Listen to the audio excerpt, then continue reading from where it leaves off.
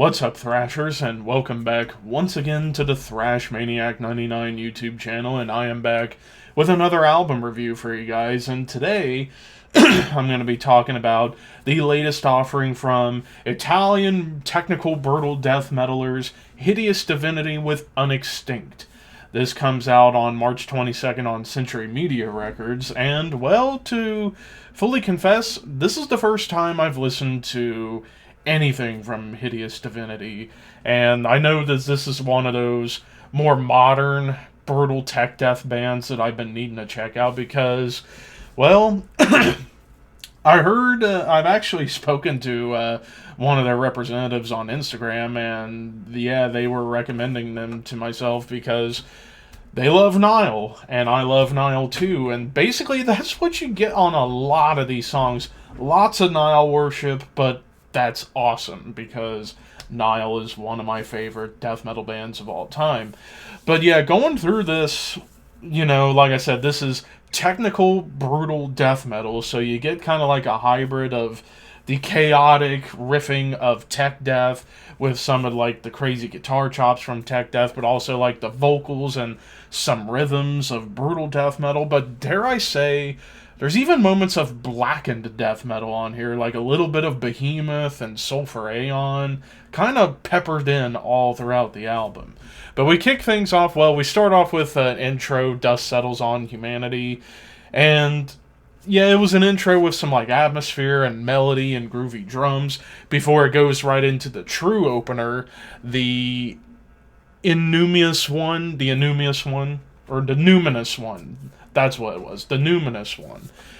Even I can't get some of these song titles right today. But anyways, the Numinous one starts off with this like nasty riff, but what I like about it, there's a tremolo progression going on in the background. Although it's faint, it's there to kind of act as like chaotic atmosphere on top of the riff. And that's kind of a thing that happens all throughout the album, is that you get these like really cool tremolo progressions or like heavy progressions to kind of accentuate whatever the main focus is going on within a part of a song. And in this case, big riff, tremolo progression, before you get into chaotic triplet chugs and blast beats. And this is really the only time, or one of the only times, you hear a triplet chug on this album, because other than that, it's just absolute chaos when it comes down to speed. But then you get those little melodies that pop in, kind of like a blackened death band like Sulphur Aeon or Behemoth. And another thing I'll say about this album, top to bottom, the lead work on this album is just flying. It's just firing on all cylinders, whether it be shreddy solos, some tapping, some sweep picking, or even showcasing melody and harmony at times.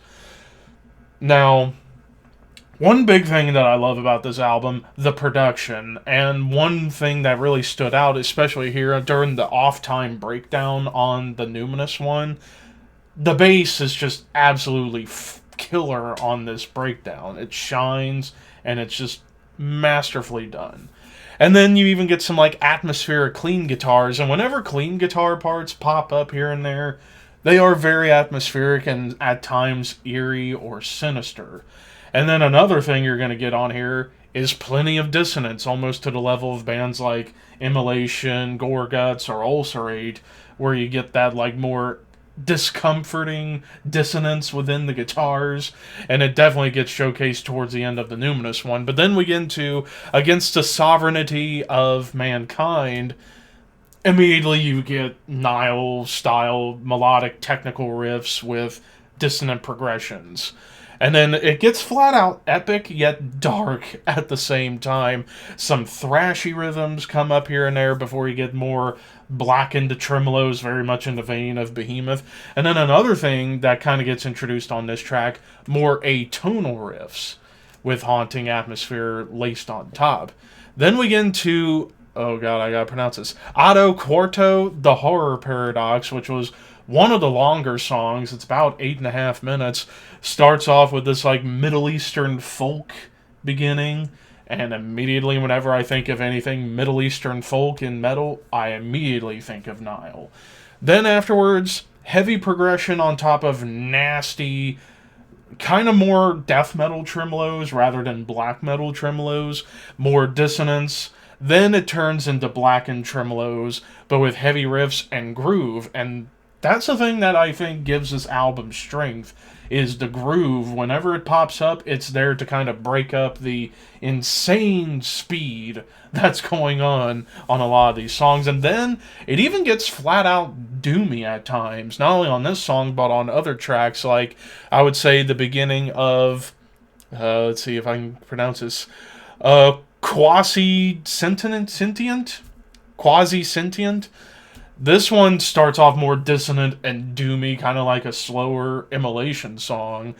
Then it goes more atonal riffs, but with groove on top. And then some of the tremolos you get here, flat out epic. And there's some nice little bendies happening. And also the first time you really get guitar harmonies popping up. Then we get to another interlude, Hair, Dirt, Mud, but it has some dissonance and tremolos at the end that leads into More Than Many, Never One. The beginning of the song, to describe it in one word, epic. And then clean guitars build the mood nicely, and then into some flat out disgusting riffs and bass work that just flies. And actually, I forgot to mention the bass tone on this album is quite gritty and grisly, I must say. Then you get some more doomy riffs here and there, even some, at times, triumphant melodies and leads. Even a bass melody comes up. Then it gets into Der Velorine Son. I probably butchered that. Another one of them ambient interludes. And then we get into Mysterium Tremendum. Again, lots of Nile worship going on here with these riffs. But again, you get some more technical, blackened tremolo riffs kind of commingling together. And then I love the melodies that get peppered in on this track, as well as atmosphere as it leads into even more chaos. But then we get to the closing track, which is, I believe, the longest song of the album. If not, it's one of them, almost 8.5 minutes. Leben ohne Feuer. Somber atmosphere. So this is one of the only times where I could say something sounds somber or sorrowful, and it's kind of like one of the more atmospheric parts you hear on a Sulphur Aeon track. Then it turns doomy. Back in the technical play we go. Atonal melodies, more melodic progressions with more low-end tremolo riffs, almost like a very fast Morbid Angel moment, I would say. And then even the leads, I would say, on this song stand out above all else because they're harmonized and melodic. And then even the tremolos get melodic towards the end. So yeah, there's a lot going on here. They're going for insane speed, technical precision with the riffing and lead work. Some blackened tremolos to kind of add some more sinister nature to the songs. Some dissonance, some atonal riffs, some at times doomy sections. Like, they're kind of covering all of the basis of all three subgenres they go for, or subgenres, brutal death, tech death, and blackened death, all coming together into this package. Now, I will say perhaps a complaint, and it's often at times a complaint I'll have with a good amount of tech death, is that there's, whenever it gets into the really fast, bleh, insane, speedy parts, some of the riffs can kind of run together. But at the same time, that's kind of a thing with tech death. It's not always about the riffs, it's about the technical precision they're going for. But thankfully, a band like Hideous Divinity know how to balance it out. It's like, yeah, we can play our guitars with great chops, but we can also write some distinct riffs that come up here and there, very much in the vein of a band like Nile. So overall, I love the production. The musicianship is killer on here. I'm going to give this a 4 out of 5. For my first time checking this band out, I was thoroughly impressed with the amount of musicality and the insane chaos that's going on here. I definitely need to go back and check out more of this stuff. So, if you're a fan of Nile, Behemoth, Sulphur Aeon, dare I say even bands like Hate Eternal or Flesh God Apocalypse, definitely check this band out. This band definitely are kind of carrying the torch for technical brutal death.